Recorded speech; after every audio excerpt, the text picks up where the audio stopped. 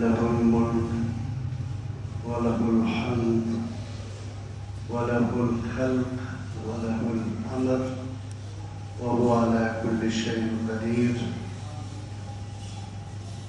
فصلي وسلم وبارك على سيد المرسلين وخاتم النبيين سيدنا محمد وعلى آله وصحبه أجمعين. أما بعد، أعوذ بالله من الشيطان الرجيم. بسم الله الرحمن الرحيم. قد أفلح المؤمنون الذين هم في صلاتهم خاشعون والذين هم عن اللغو معرضون والذين هم للزكاة فاعلون. صدق الله العظيم. وقال النبي صلى الله عليه وسلم: من ترك الصلاة متعمدا فقد كفر. وقال النبي صلى الله عليه وسلم: من توضأ فأحسن الوضوء ثم توجه بقلبه إلى الله فصلى ركعتين وجبت له الجنة. رواه مسلم، أو كما قال صلى الله عليه وسلم. اللهم صل على محمد وعلى آل محمد وبارك وسلم. میرے محترم بھائیوں، بزرگوں، دوستوں، سورۃ المؤمنون کی شروع کی 4 آیات میں نے آپ کے سامنے تلاوت کی ہے. آج انہی کے اوپر انشاءاللہ تعالی ہم گفتگو کریں گے. آیات کا ترجمہ یہ ہے، اللہ نے فرمایا: قد افلح المؤمنون، مسلمان کامیاب ہو گئے، ایمان والے کامیاب ہو گئے. الذین هم فی صلاتهم خاشعون، جو اپنے نمازوں میں خشوع اختیار کرتے ہیں، جو نماز میں خشوع اختیار کرتے ہیں. والذین هم عن اللغو معرضون، جو بیہودہ باتوں سے اپنے آپ کو دور رکھتے ہیں، جو بیہودہ باتوں سے اپنے آپ کو دور رکھتے ہیں. والذین هم للزکاة فاعلون، جو اپنی مال کی زکوٰۃ نکالتے ہیں، اپنے مالوں کی زکوٰۃ نکالتے ہیں.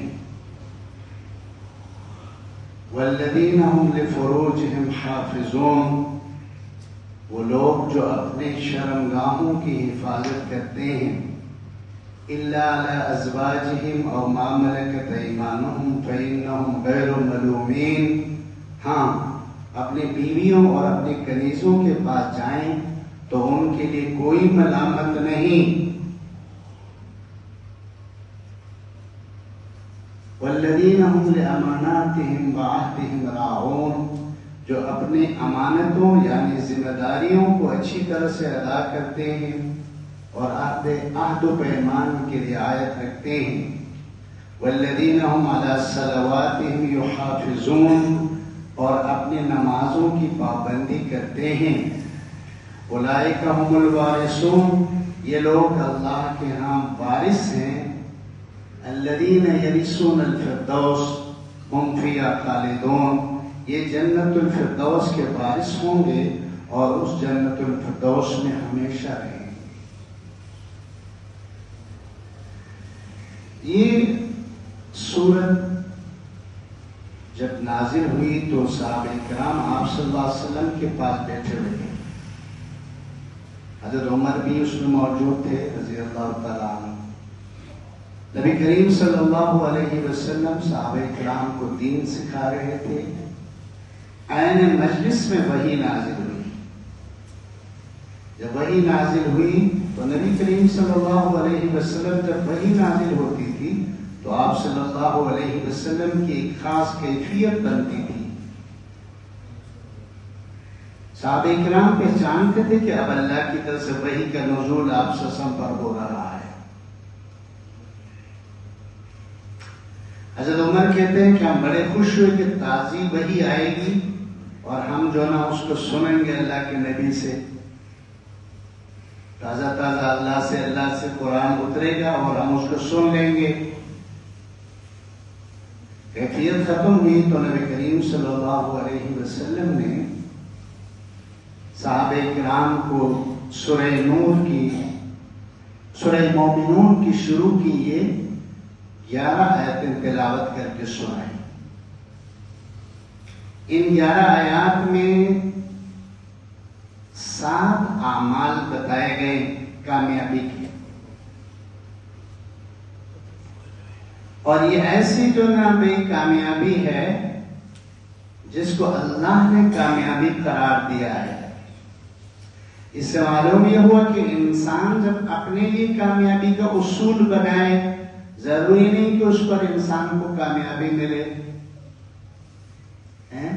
آج کل تو یہ کہ حکومت آپ کی ہے تو سارا نظام آپ کا ہے، اسی کو تو لوگ کامیابی سمجھتے ہیں، اور میری حکومت آ جائے تو سارا اس کے خلاف کروں، اسی کو کامیابی سمجھتے ہیں۔ ہر صاحب اقتدار کی کوشش ہوتی ہے کہ وہ اپنے نیچوں کو اچھی طرح سے دبا کے رکھے، اسی کو کامیابی کہتے ہیں۔ دنیا کی کامیابی ملک کے ساتھ، مال کے ساتھ، وزارت کے ساتھ، صدارت کے ساتھ اور چیزوں پر، لوگوں پر قبضہ کرنے سے جو نا بے وہ کامیابی اسی کو سمجھتے ہیں۔ مال میں، حکومت میں، طاقت میں کامیابی کو سمجھتے ہیں۔ اللہ تعالیٰ کا ایک نظام ہے کامیابی کے۔ اس آیت میں اللہ، اس سورت میں اللہ نے 7 چیزیں کامیابی کے اصول بیان کیا۔ سورہ فرقان میں اللہ نے 13 چیزوں کو کامیابی کے اصول بتایا ہے، اور سورہ اعلیٰ میں اللہ نے 2 چیزوں کو کامیابی کے اصول بنایا ہے، اور سورۃ الشمس میں اللہ نے فرمایا جس نے دل کو صاف رکھا وہ کامیاب ہو گیا، جس کا دل گدلا ہوا، خراب ہوا، وہ ناکام ہوا۔ یہ خلاصہ نکالا ہے۔ اور پھر یہ کامیابی، جب اللہ کامیابی کا اعلان کرتے ہیں تو وہ 100% یقینی کامیابی ہے۔ ایک مومن ہے، آپ اور میں اللہ کو مانتے ہیں، اللہ کی آیات کو اور اللہ کے نبیوں کا ہم ایمان میں یقین رکھتے ہیں، لہذا اللہ جس چیز کو کامیابی قرار دیں وہ 100% یقینی کامیابی ہے۔ ان آیات میں ایسے ہی ہے، عمل ایسے ہیں بالکل عام روٹین کے اعمال ہیں، ان کو کرنے والے کو اللہ نے جنت کی نہیں، جنت الفردوس کی خوشخبری سنائی۔ جنتوں کے سردار جنت، جنت الفردوس ہے۔ ایسے ہی ہے جیسے نبیوں کے سردار محمد صلی اللہ علیہ وسلم ہے، کتابوں کے سردار قرآن مجید ہے، مہینوں کی سردار رمضان المبارک ہے، عبادات کی سردار نماز ہے۔ اسی طرح کی جو نام عزت اللہ تعالیٰ نے ایک مومن کو ان کے اندر بتایا ہے۔ کامیابی 100% یقینی کامیابی، اس کامیابی کے لیے اللہ تعالیٰ نے ان آیات میں کیا بتایا ہے وہ مختصراً میں انہی کے اوپر آپ سے گفتگو کروں گا انشاءاللہ تعالیٰ، اس نیت سے کہ اللہ تعالیٰ مجھے بھی ان کو پر عمل کی توفیق دے دے، آپ کو بھی۔ یاد رکھو، دین کی بات کی جاتی ہے عمل کے لیے، کردار سازی کی نیت سے بات کو کی جاتی ہے، کردار سازی کی نیت سے بات کو سنی جاتی ہے۔ جب آپ اور میں دونوں نیت عمل کی ہو تو پھر اللہ تعالیٰ عمل کی توفیق ضرور عطا کرتے ہیں۔ اللہ کے یہاں ہدایت کا اصول یہ ہے کہ اللہ اسی بندے کو ہدایت دیتے ہیں جس بندے کے اندر ہدایت کی قدر ہے، ہدایت کی طلب ہے، ہدایت کو چاہتا ہے۔ ایک بندہ اپنے آپ کو ٹھیک کرنا نہیں چاہتا، اس کا ارادہ نہیں ہے بننے کا، اس کا ارادہ نہیں ہے اللہ کے قرب میں جانے کا، اس کا ارادہ نہیں حلال کھانے کا، اس کا ارادہ نہیں اچھے اخلاق سے پیش آنے کا، اللہ توفیق نہیں دیتے۔ اللہ ایسا نہیں کرتا، اللہ کا اصول ہے۔ تو یہاں اللہ تعالیٰ نے کیا فرمایا؟ قد افلح المؤمنون، قد تاکید ہے، یقین پیدا کرنے کے لیے قد آتا ہے، قد قد عربی میں یقین مضبوط سے مضبوط تر بنانے کے لیے اللہ آتے ہیں۔ افلح ماضی کا صیغہ لایا گیا، ماضی کا جو لفظ ہے اس کے اندر بھی یقین ہوتا ہے، تو قد بھی یقینی ہے، افلح کا یقینی ہے۔ کیا معنی؟ یقیناً یقیناً وہ آدمی کامیاب ہو گیا۔ کون؟ المؤمنون، ایمان والے کا، ایمان والے کا۔ تو کامیابی کا نظام اللہ نے بتایا، ایمان کو اللہ نے پہلا اصول رکھا۔ ایمان کیا ہے؟ اللہ تعالیٰ نے جو کچھ بتایا اپنے بارے میں، نبیوں کے بارے میں، کتابوں کے بارے میں، فرشتوں کے بارے میں، آخرت کے بارے میں، جنت کے بارے میں، جہنم کے بارے میں، ان تمام کو حضور صلی اللہ علیہ وسلم پر 100% اعتماد کر کے 100% حضور صلی اللہ علیہ وسلم کی بات کو سچ اور حق مان کر ان کو قبول کرنا، تسلیم کرنا، ماننے کا نام ایمان ہے۔ ایمان کے اندر ماننا ضروری ہے، جاننے کا نام ایمان نہیں ہوتا۔ سارے دنیا کے کافر اللہ کو جانتے ہیں، یہاں تک کہ دہری جو خدا کو نہیں مانتا، ایک پیمانے میں جا کر وہ لوگ بھی اللہ کو جانتے ہیں کہ اللہ ہے۔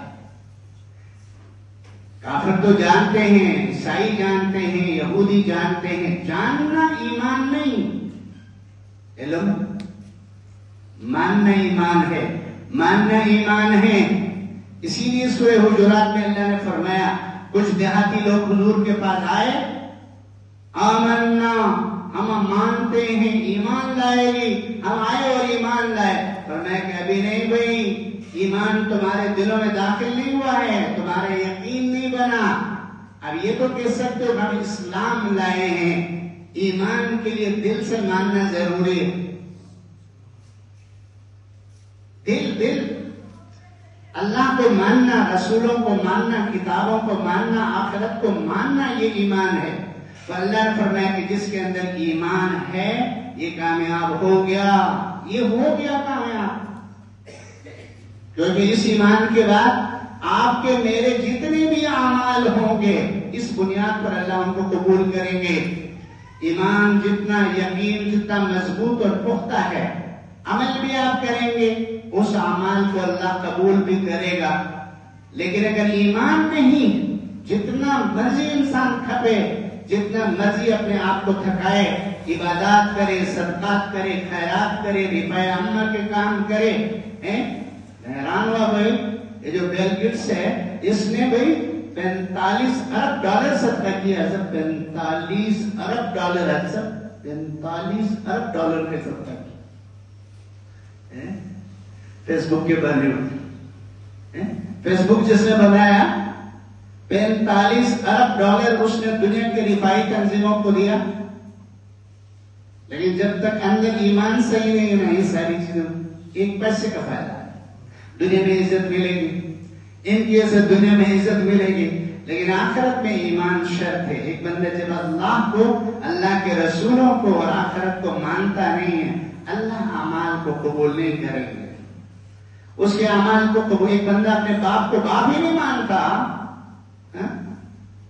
ایک ماں کو ماں ہی نہیں مانتا، پھر اس کو جو ہے اس کے کھانے پینے کا انتظام کرے، فائدہ کیا ہے؟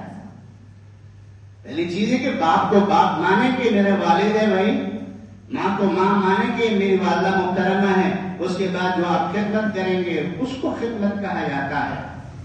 باپ کو بندہ باپ نہیں مانتا، ماں کو ماں ماننے کے لیے تیار نہیں ہے، اور اس کی خدمت کیے جا رہے، اس کو خدمت کو نہیں کہتے۔ اللہ کو بھی ماننا، رسولوں کو ماننا ایمان ہے، اس کے بغیر اللہ ایمان کے بغیر عمل کو قبول نہیں کرتے۔ اللہ نے فرمایا کامیابی کی بنیاد ایمان ہے۔ ابھی ایک معیار قائم ہوا کہ دنیا کے اندر ایمان والے اللہ کے یہاں کامیابی کے لیے علاج ہے، کامیابی کے لیے جو نام ہے ان کے اندر صفات موجود ہے، باقی میں نہیں ہے۔ 1 ارب 20 کروڑ مسلمان، ایمان کی دولت اللہ نے سب کو عطا کی ہے، یعنی کامیاب یہ ہو سکتے ہیں اللہ کے ہاں، دنیا اور آخرت کی کامیابی یہ لے سکتے ہیں۔ ان کے اندر کوالٹی موجود ہے، ان کے اندر خوبی موجود ہے۔ اب ایمان کے بعد الذین هم فی صلاتهم خاشعون ایسا کمال ہو گیا. فرمایا کہ نماز میں جس کا خشوع ہے کامیاب ہو. نماز بھائی کامیابی کی دوسری جو ہے بھائی کامیابی کا دوسرا اصول نماز ہے.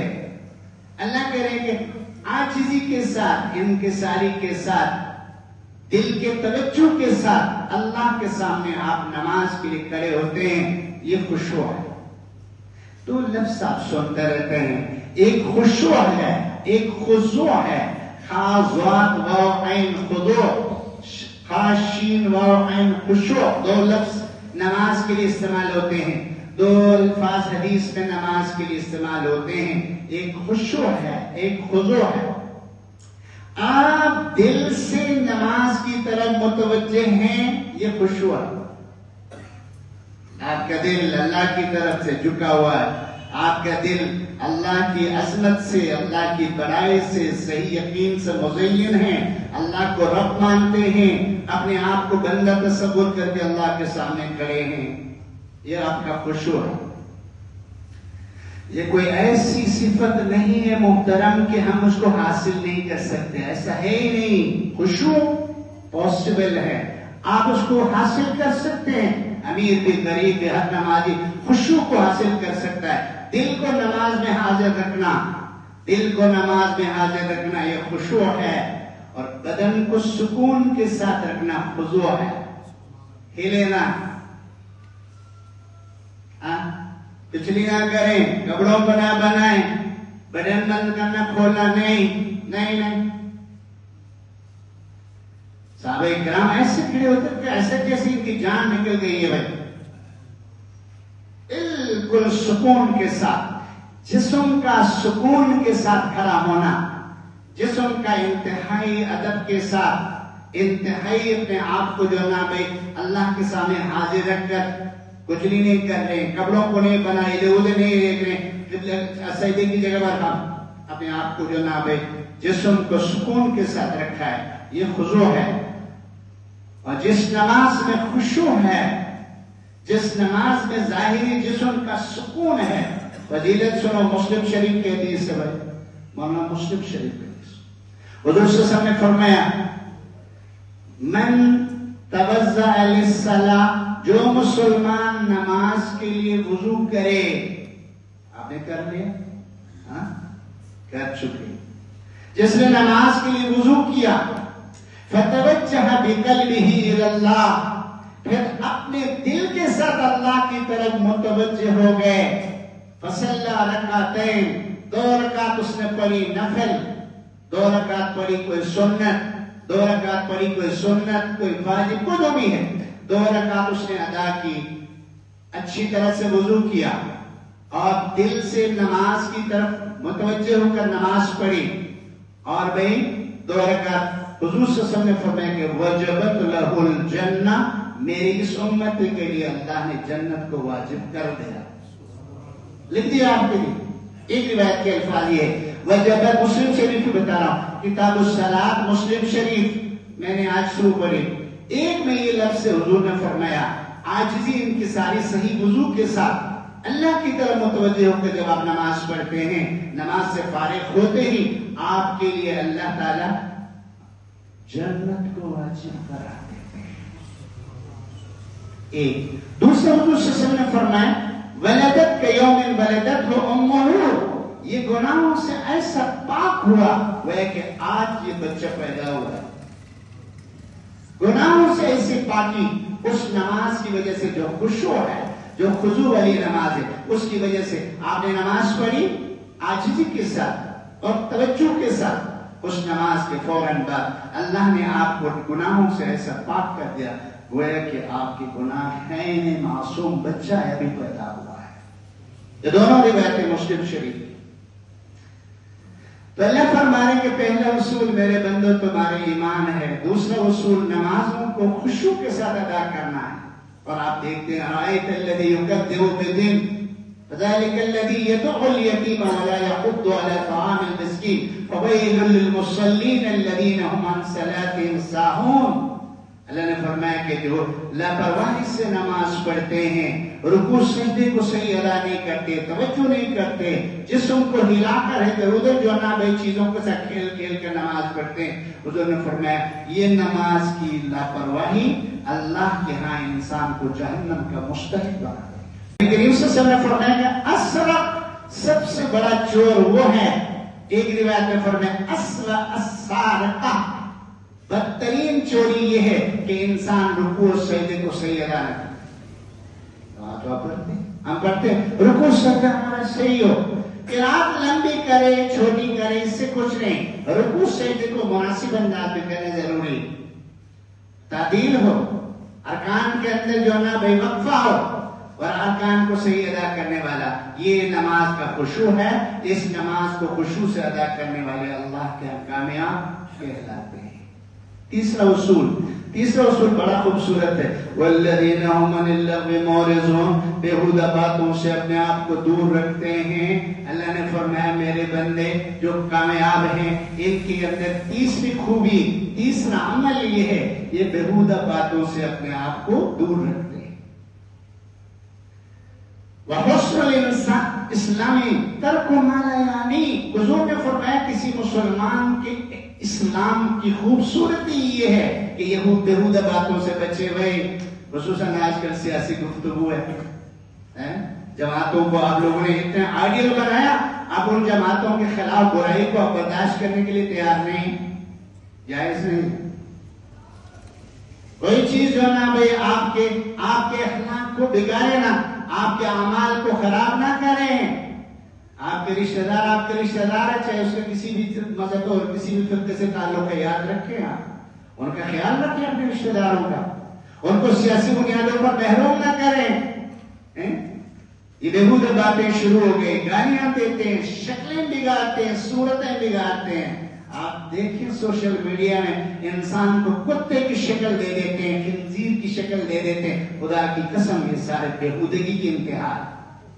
مسلمان ایسا نہیں کرتا، میری اور آپ کی دشمنی مجھے اور آپ کو ظلم پر نہ لے جائے، میری اور آپ کی دشمنی جو نا بھی ہمیں بد اخلاق نہ بنائے، ہماری دشمنی ہمیں برائیوں کی طرف نہ لے جائے۔ بھائی حق میں رہیں، اعتدال میں رہیں۔ اللہ نے فرمایا میرے کامیاب بندوں کی نشانی یہ ہے کہ یہ کیا کرتے ہیں، یہ بیہودہ مجلسوں سے دور رہتے ہیں، بیہودہ گفتگو سے دور رہتے ہیں۔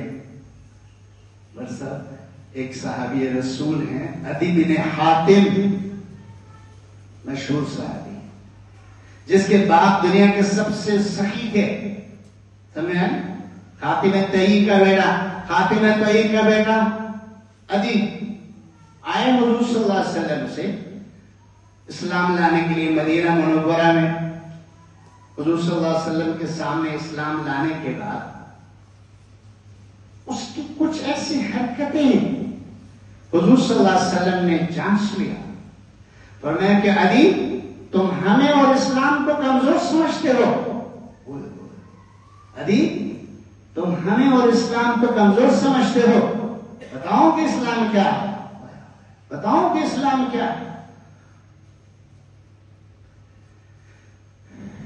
کہنے لگے یا رسول اللہ کمزور تو نہیں سمجھتا، لیکن فی الحال آپ کے ساتھ جو جماعت ہیں مسلمانوں کی کمزور ہے، تھوڑی ہے، فرمایا کہ یہ بہت بڑے جائیں، یہ ان کی تعداد میں بھی اضافہ ہوگا، لیکن میں آپ کو بتا رہا ہوں اسلام کی خوبی کیا ہے۔ فرمایا کہ ان قریب ہرہ کا مقام، شام میں ایک علاقے کا نام ہرہ ہے، فرمایا کہ ہرہ کے مقام سے ایک مسلمان خاتون مکہ اور مدینے تک کا سفر کرے گی اور اس کے اسلام کے اندر اتنا رعب اور دبدبہ ہوگا کہ کوئی بندہ اس کی طرف دیکھنے کی ضرورت نہیں کر سکے گا۔ شام سے عراق سے ایک خاتون ان دو مبارک شہروں کی طرف آئے گی، کسی بندے کی مجال نہیں کہ اس مسلمان کے رعب اور دبدبے کے سامنے اس کی طرف غلط نظر سکے۔ فرمایا کہ بھائی تمہارے ہاں ابھی سب سے بڑی حکومت کس کی ہے؟ وہ کہنے لگے کسرا کی، ایران کا بادشاہ بڑا سپر پاور ہے، ایران کا بادشاہ بڑا سپر پاور ہے۔ اس نے کہا فرمایا کہ ہم قریب ایران مسلمانوں کے ہاتھوں فتح ہوگا اور اس کے سونے چاندی سارے یہاں تقسیم ہو گے جہاں ہم بیٹھے.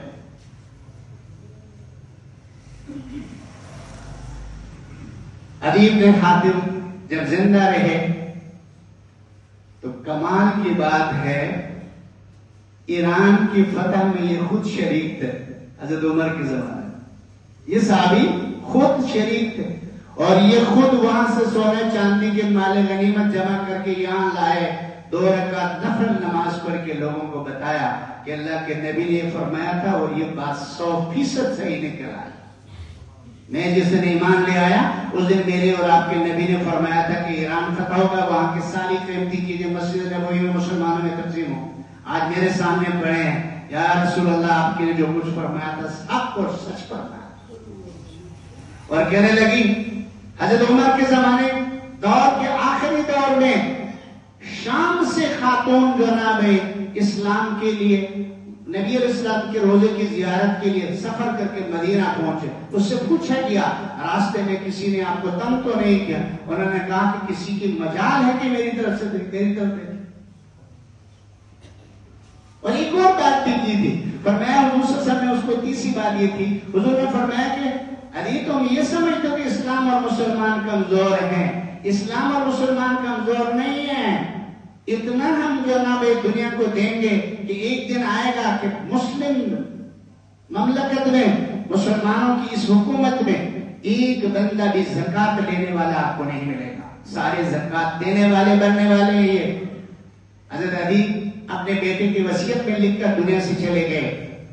حضرت عمر ابن عبدالعزیز کے زمانے میں جب زکات کا نظام مضبوط ہوا پہلے سال کی زکات نکالی گئی اور دوسری سال میں لوگ سونا چاندی جو نا اپنے ہاتھوں میں لے کرتے رہے کہ بھئی کوئی زکات کرنے کے لیے قبول کرے. بھئی علی کے بیٹے جو نا بھئی جو تابعی ہیں وہ لکھتے ہیں کہ بھئی وہ بتاتے ہیں کہ بھئی حضرت عمر ابن عبدالعزیز کے زمانے میں اللہ نے اتنی برکتیں نازل کی کہ ہر مسلمان زکات دینے والا تھا. زکات دینے والا پوری مسلم ریاست میں کوئی ایک بندہ نہیں تھا.